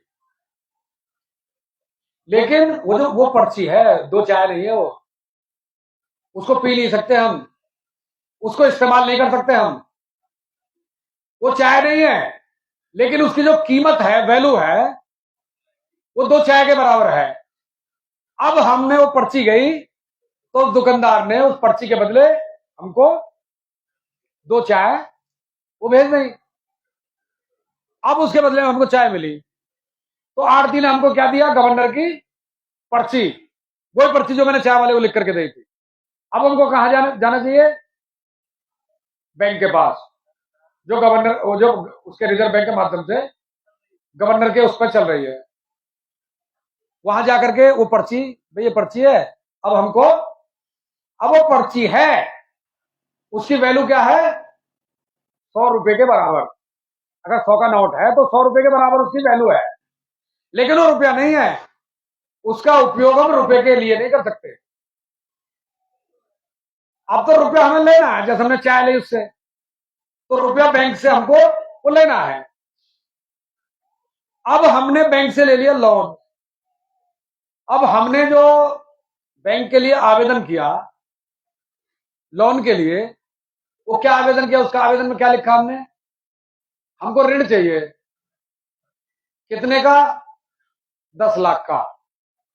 10 लाख क्या चाहिए? 10 लाख क्या चाहिए हमको? रुपया चाहिए। तो हमने डिमांड क्या की उससे? 10 लाख रुपए की डिमांड की है।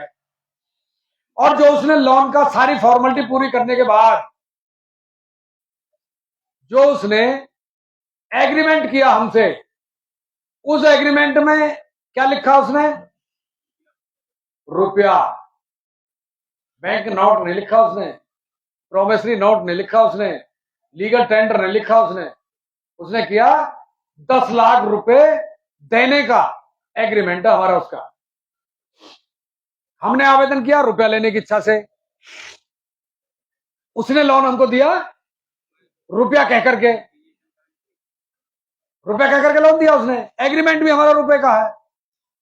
अब हमको दस्तावेज मिल गए कि ये तो रुपया ही नहीं है। अब हमने अपना धन उत्पादन जो बेच करके जो बैंक में जमा किया है,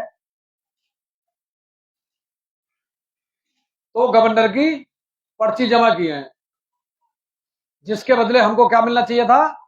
रुपया। वो हमने रुपया ना लेकर के वो पर्ची हमने, जैसे आरती ने हमको दे दी, वैसे ही हमने बैंक को अपने लोन खाते में वो जमा कर दें। हमने उसके बदले में सोना तो लिया नहीं। अब क्या है? अब हमारा ये कहना है कि भाई हमने जो पर्ची जमा की है गवर्नर वाली, वो तो तुमने जो है उसकी जो, वो तो 100 की अगर पर्ची दी है हमने, और 100 की पर्ची हमने 10 लाख की दे दें, या हमने 10,000 की दे दें, तो 10,000 गुणा 777 मिलीग्राम गोल्ड, ये हमने जमा कर दिया। और वो जो 777 मिलीग्राम गोल्ड है, आपने जो हमें लोन में दिए थे, वो तुमने वही पर्ची दी थी। और वो जो पर्ची है जो आपने दी थी लोन में, उस पर्ची में जो हमारा रुपया है 777 मिलीग्राम गोल्ड, उसके लिए तो हमें वो 8,000 की पर्ची देनी पड़ रही है, तब हमारा रुपया आ रहा है। तो हमने जो 10,000 जमा कर दिए, वो तो 10 लाख से बहुत ज्यादा जमा कर दिए। पहले हमारा उसमें से अपना लोन काटो पूरा 777 मिलीग्राम गोल्ड के हिसाब से। एक तरफ रखेंगे हम 777 मिलीग्राम गोल्ड और दूसरी तरफ रखेंगे हम तुम्हारे द्वारा जारी की गई पर्ची। क्योंकि मेरे पास जो पर्ची आ रही है अब वो आ रही है मेरी मेहनत से। वो मैंने जो 6 महीने साल भर खेत में जो मेहनत की है उससे जो उत्पादन पैदा किया है उस उत्पादन को जो मैं बेच के आया हूं उसके बदले में वो पर्ची आई है मुझे। तो मुझे तो मेरा रुपया चाहिए, उसके बदले कागज थोड़े चाहिए। ये तुमने जो कागज दे दिया तो मेरी जो पूरी मेहनत है 6 महीने की वो तो कागज में परिवर्तित हो गई। तो दरअसल में इस बैंकिंग सिस्टम के माध्यम से जो हमारी मेहनत है उसको लूटा जा रहा है। और उसमें केवल जो भारत की मेहनत का जनता है वही नहीं, जो पुलिस का सिपाही है उसकी मेहनत को भी लूटा जा रहा है। जो जज की कुर्सी पर जज बैठा है वो भी सुबह से शाम तक जो है न्यायालय में सुन रहा है, उसके बदले में भी जो उसको दिया जा रहा है 8 घंटे 6 घंटे के बदले, वो भी ये फर्जी करेंसी दी जा रही है।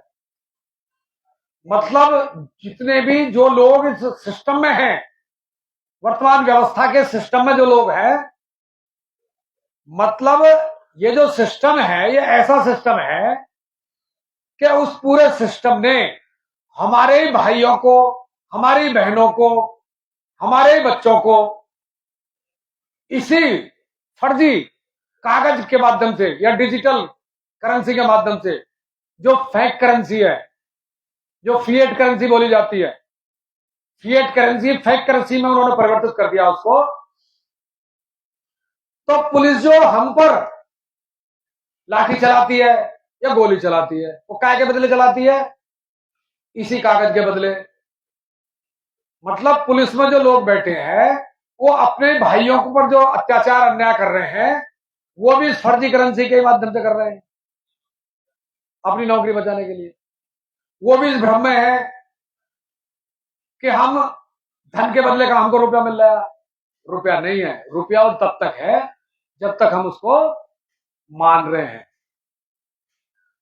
हमारे मानने से है वो।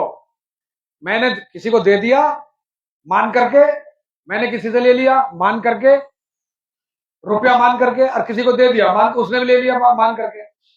अब इसका कई बार आपने सुना होगा नकली नोट।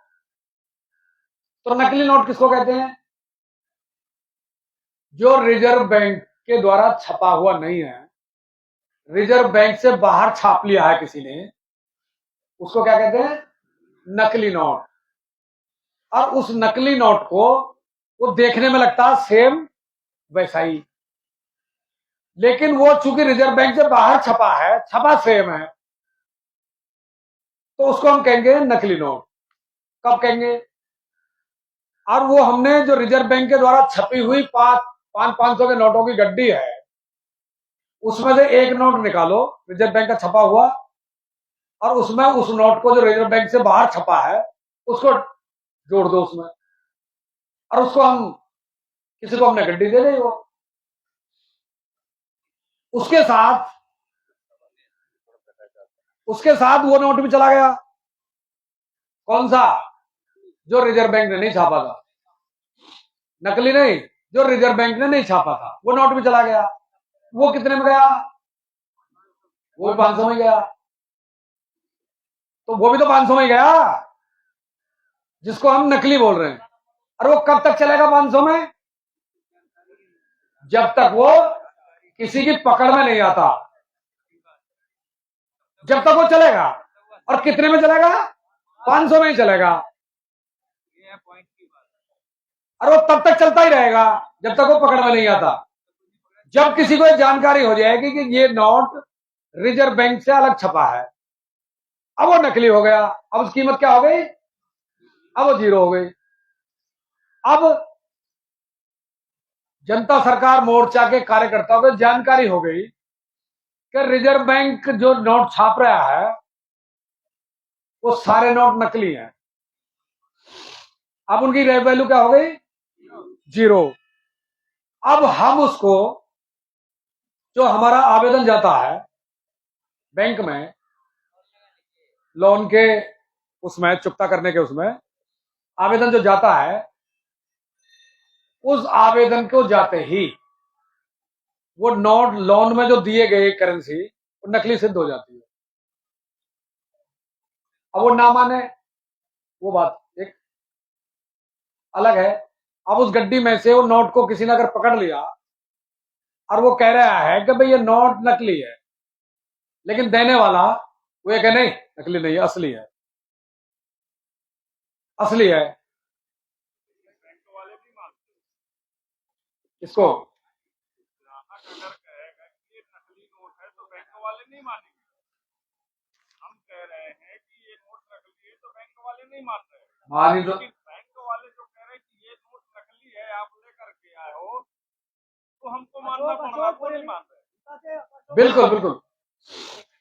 अशोक जी है क्या?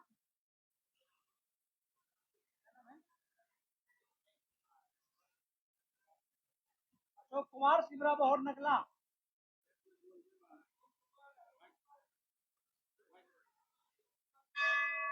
लीजिए।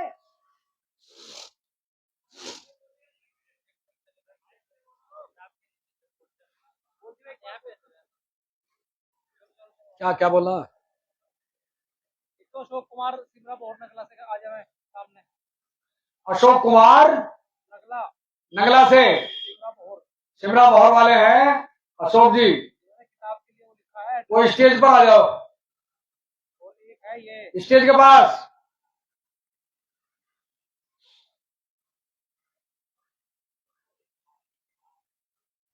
आर्यन टिगरी खालसा कुरुक्षेत्र।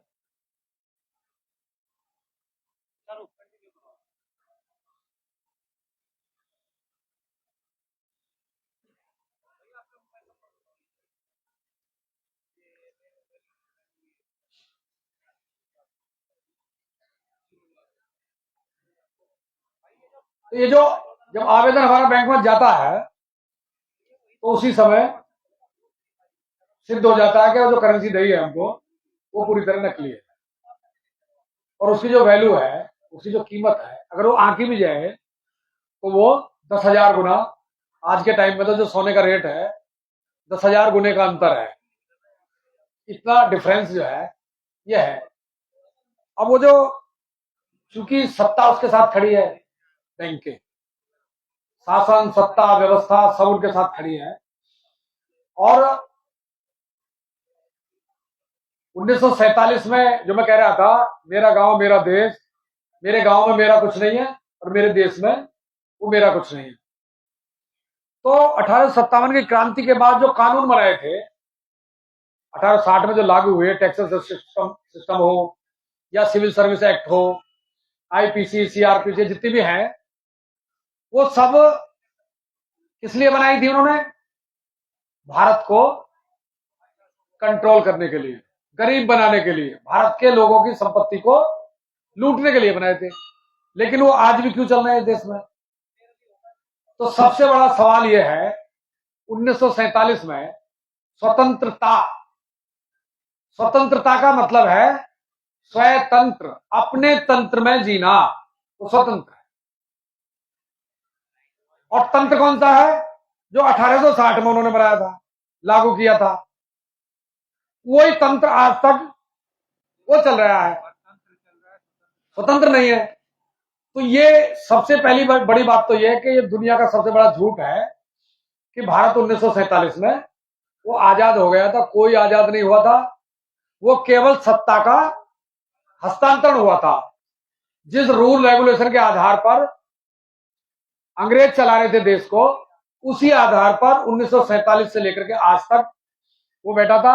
अंतिम वायसराय जो लॉर्ड माउंटबेटन था, अंतिम वायसराय, उसने सत्ता का हस्तांतरण किया। जिस कुर्सी पर 14 अगस्त 1947 की रात 12 बजे तक लॉर्ड माउंटबेटन बैठा था, उस कुर्सी पर रात को 12 बजे वो कुर्सी सौंप दी गई जवाहरलाल नेहरू को। तो जवाहरलाल नेहरू कौन हुए? लॉर्ड माउंटबेटन के प्रतिनिधि, उसके प्रतिनिधि हुए। आज लॉर्ड माउंटबेटन के प्रतिनिधि वो नरेंद्र मोदी है। इतना ही परिवर्तन होता आ रहा है, आजादी कोई नहीं आई। अब इसमें भारत,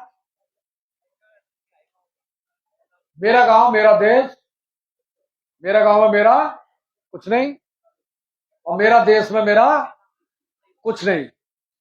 अब मैं इसको ऐतिहासिक दृष्टि से आपके सामने थोड़ा और सरल, एक युद्ध प्रसिद्ध है भारत में, राम का और रावण का। केवल एक ही युद्ध से हम राम को जानते हैं कि उन्होंने रावण को से युद्ध करके लंका को जीता और राक्षसों से, जबकि राम ने अपने जीवन में सैकड़ों से भी ज्यादा युद्ध लड़े, सैकड़ों से भी ज्यादा।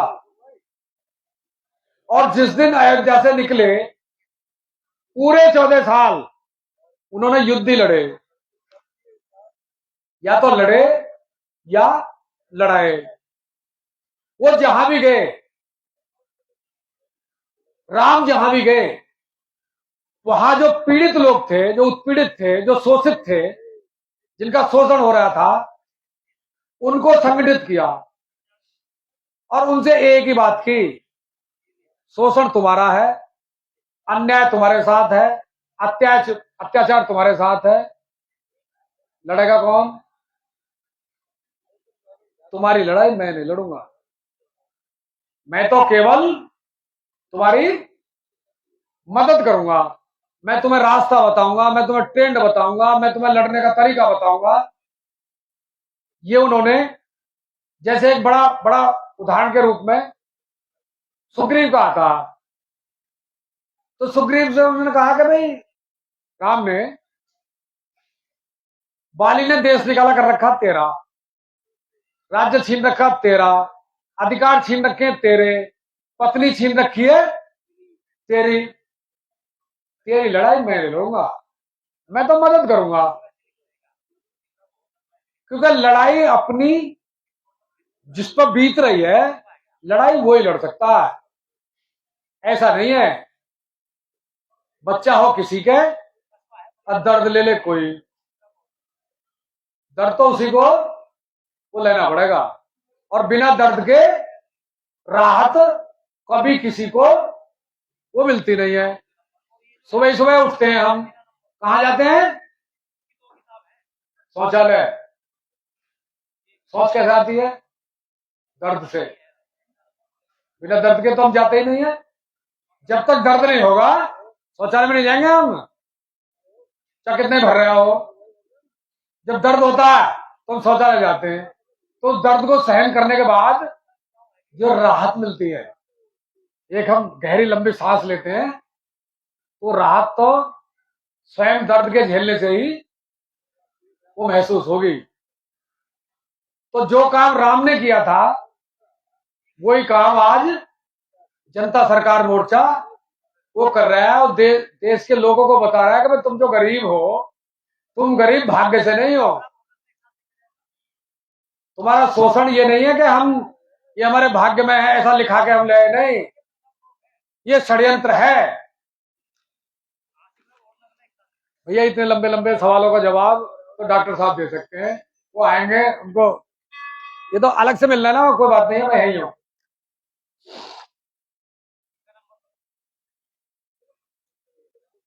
तो एक सवाल आया था चाय पर के, वो दो चाय जो आई तो पर्ची चल गई एक बार ही, लेकिन नोट बार बार चलता, ये भी शोषण ही है। भाई हमने इस बार पैदा किया फसल, हम उसको हमने वो बेचा, तो उसके बदले में हमको क्या मिला? सोना या चांदी, वो हमने रखी है। अगले साल फिर हमने पैदा की, फिर क्या मिलेगा हमको? सोना और चांदी, वो हमारा फिर रिजर्व है। इसलिए राजीव भाई ने एक उदाहरण दिया, अपना नहीं, ये भी समझना बहुत जरूरी है। जो आज की हमारी स्थिति है, भारत कैसा था, इसको भी समझना बहुत जरूरी है। एक अंग्रेज मैकॉले की जो भारत में शिक्षा पद्धति चल रही है, उस मैकॉले का, उसने भारत में मैकॉले जो है अपनी टीम के साथ पूरे भारत में वो 17 साल घूमा। काय के लिए? भारत का अध्ययन करने के लिए।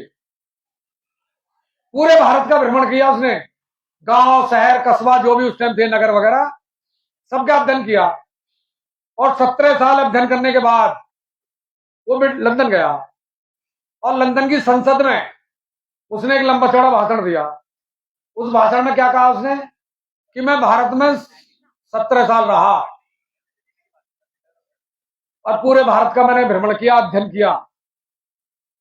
17 साल के भारत भ्रमण में मुझे पूरे भारत में एक भी व्यक्ति गरीब नहीं मिला, एक भी व्यक्ति बेरोजगार नहीं मिला, एक भी व्यक्ति चोर नहीं मिला और एक भी व्यक्ति भिखारी नहीं मिला। और ये कब कह रहा? 2 फरवरी 1835 को। मतलब 2 फरवरी 1835 को भारत में एक भी गरीब नहीं है, एक भी बेरोजगार नहीं है, एक भी चोर नहीं है, एक भी भिखारी नहीं है। ये भारत की स्थिति थी 2 फरवरी 1835 को। ये सब रिकॉर्डेड है। और उसने अगली बात जो कही, अगली बात उसने कही कि भारत के सामान्य से सामान्य परिवार में मैं जब गया तो मैंने सोने और चांदी के सिक्कों के ढेर भारत के परिवारों में ऐसे देखे थे ना, अनाज के। और भारत के लोग कभी गिनते नहीं है उनको, तोल कर रखते हैं। इतना वैभवशाली भारत है, इतना दिव्य भारत है। और ऐसे भारत को गुलाम बनाना कोई साधारण काम नहीं है। ये मैकाले का रिकॉर्डेड भाषण है। तो ऐसा भारत था। ऐसा भारत कब बन सकता? जब हम हर साल उत्पादन करें, उसको बेचें और उसके बदले में सोना चांदी वो लें, तो उससे क्या जाए, हमारे घरों में वो बढ़ता ही जाएगा, बढ़ता ही जाएगा। लेकिन आज क्या है? आज ये जो करेंसी, फिएट करेंसी चल रही है, ये यहां से वहां वो चलती रहती है। तो राम ने अंत में जब रावण का वध कर दिया, रावण का युद्ध हो गया समाप्त, रावण का वध हो गया और लंका को, भारत को राक्षस विहीन कर दिया गया। अब एक प्रसंग आता है, विभीषण आते हैं लक्ष्मण के पास और लक्ष्मण से कहते हैं, भ्राता लक्ष्मण, मैं एक प्रस्ताव लेकर के आया हूं आपके पास। राम से तो मैं कह नहीं सकता, मैं आपके सामने एक प्रस्ताव रख रहा हूं, मेरी तरफ से इस प्रस्ताव को आप राम से कहें। तो लक्ष्मण कहते हैं, बताओ। मेरा यह है कि रावण का, आपने 14 साल आप बन बन भटके हो, बड़ा जीवन कष्ट में बीता है आपके 14 साल, और आपने लंका में सभी राक्षसों का वध कर दिया है, रावण का वध कर दिया है, और लंका आपने रावण के राज्य से, शासन से वो मुक्त वो कर दी है। तो मेरी इच्छा यह है कि अयोध्या में शासन कर रहे हैं भरत, और हनुमान जब संजीवनी बूटी लेकर के आए थे तो उन्होंने अयोध्या का पूरा हाल वो बताया था। तो भरत जो है बहुत अच्छे से शासन अयोध्या का वो कर रहे हैं। भरत और शत्रुघ्न दोनों मिलकर के बहुत अच्छा शासन कर रहे हैं। तो मैं ये चाहता हूं कि आप दोनों भाई लंका का यहां रहें, और जैसा वहां चल रहा है राम राज्य, वैसा ही राम राज्य यहां लंका में स्थापित हो, ताकि लंका की जो जनता है उसको भी राहत और वो भी एक अच्छा जीवन जी सके। ये मेरा प्रस्ताव है। तो लक्ष्मण कहते हैं, तो भैया से बात करनी पड़ेगी। नहीं तो हाँ आप करो। तो लक्ष्मण विभीषण के प्रस्ताव को लेकर के राम के पास जाते हैं और कहते हैं, भैया विभीषण का ये प्रस्ताव है।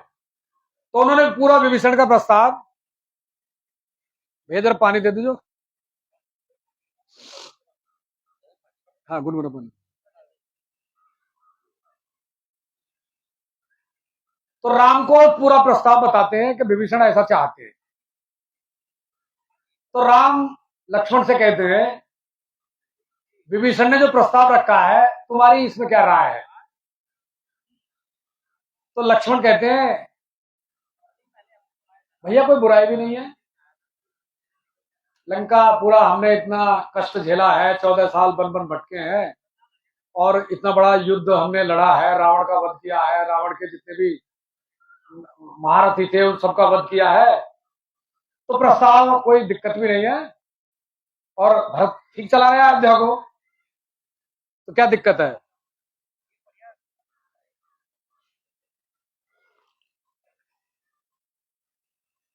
तो राम मुस्कुराते हैं, मुस्कुरा करके बोले, लक्ष्मण नंबर 1, तो कहते हैं स्वर्णमयी लंकायपि लक्ष्मण जननी जन्मभूमिश्च स्वर्गदपि गरीयसी। तो लक्ष्मण ये तो सोने की लंका है, लेकिन जननी और जन्मभूमि, जन्म देने वाली मां और जन्मभूमि ये स्वर्ग से भी महान होती हैं। और हमारी जन्म देने वाली मां कहाँ है और हमारी जन्मभूमि कहाँ है? वो है अयोध्या। इसलिए नंबर 1 हम अपनी जन्म देने वाली मां और जन्मभूमि पर जाएंगे, हमको सोने की लंका हमारे किसी काम की वो नहीं है, नंबर 1। अब दूसरी बात, दूसरी सुन,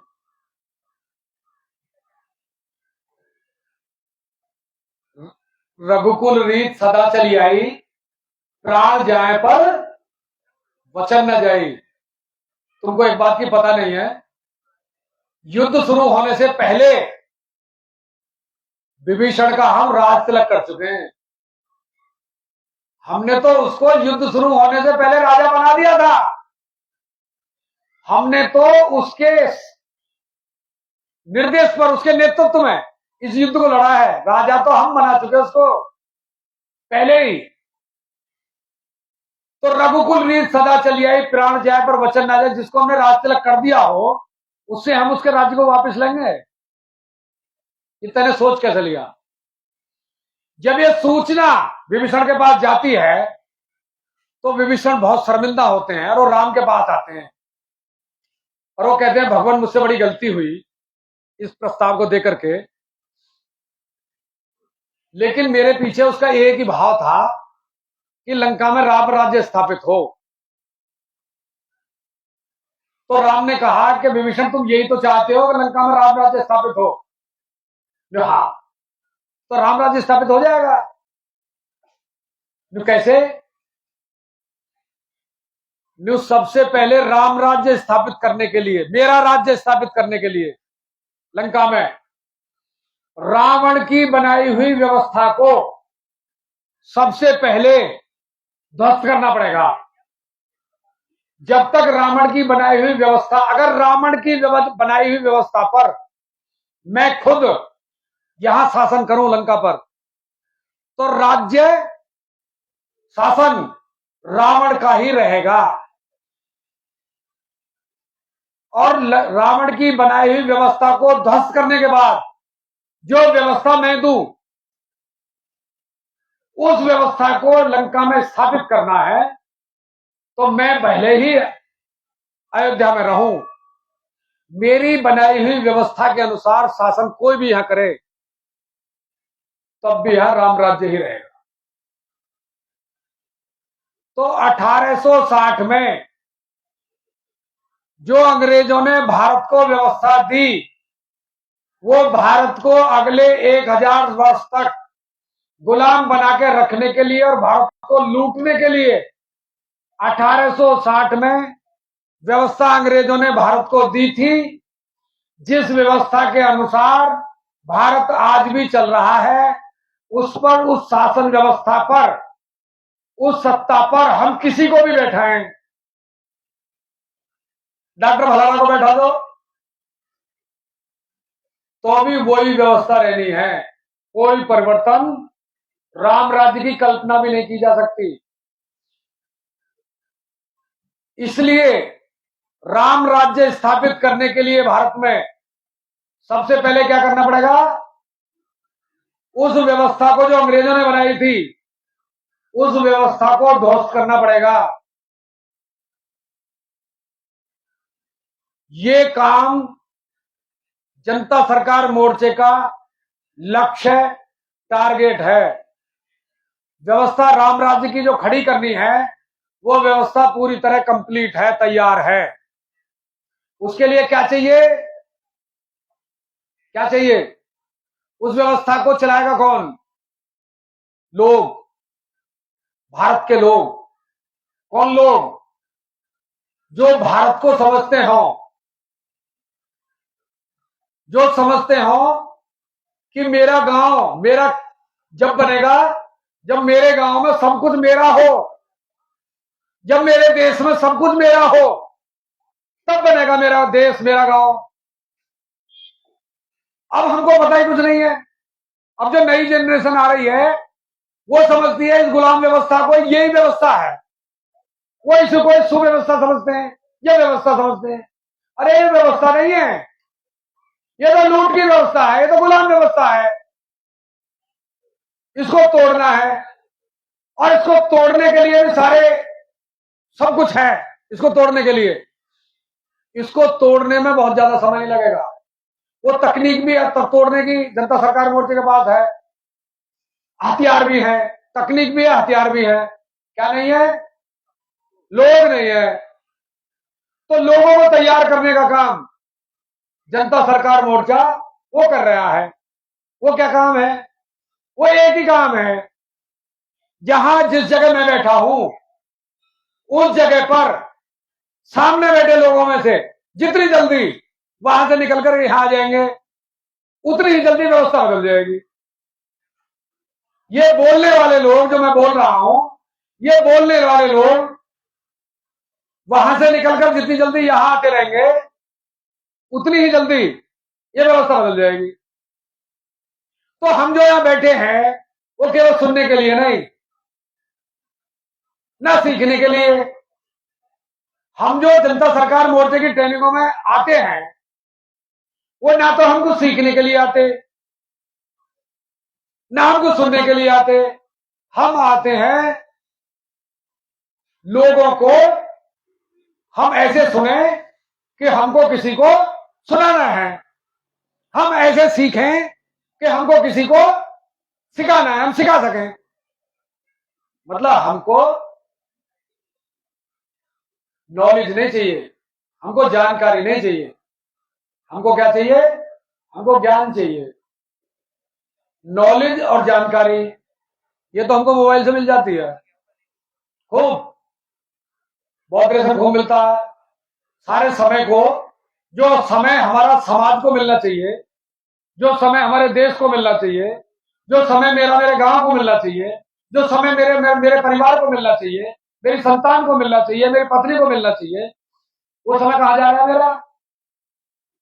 केवल बौद्धिक इकट्ठा करने पर, मोबाइल में, टीवी में, वहां लग रहा है मेरा समय। और वहां से कोरा क्या मिलता है?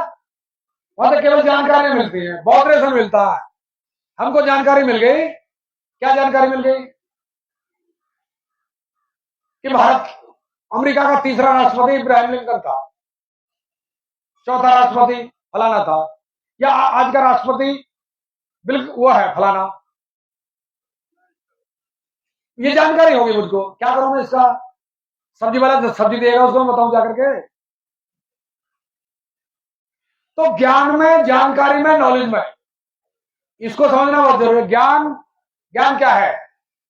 बचपन में हमने साइकिल चलाना सीख लिया, वो क्या है? वो ज्ञान है। वो हमको यहां से वहां ले जाएगा।